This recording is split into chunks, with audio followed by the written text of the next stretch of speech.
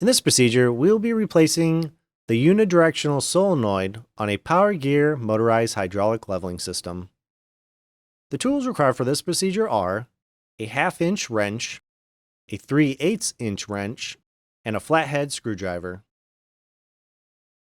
First, remove the two power wires from the post on the solenoid. They supply chassis power to system and controller. Next, remove the extend retract signal wire from the post on the solenoid. Then, remove black power wire from post on solenoid. This wire provides power to motor when activated by the extend retract signal. Then remove the ground wires from the post on the solenoid.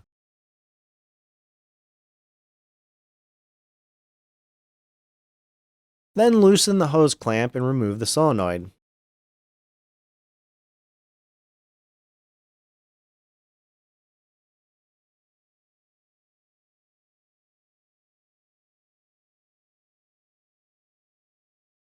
Install a new solenoid on the motor with hose clamp over bracket.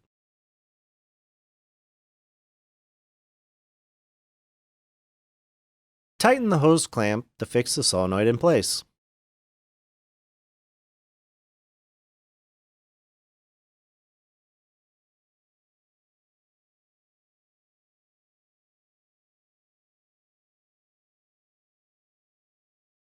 Then install the two power wires on the solenoid to supply chassis power to system and controller.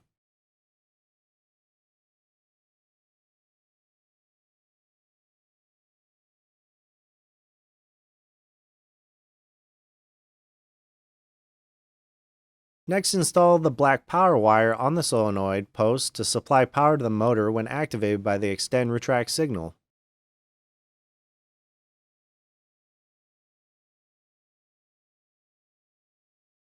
Then install the extend retract signal wire on the solenoid post.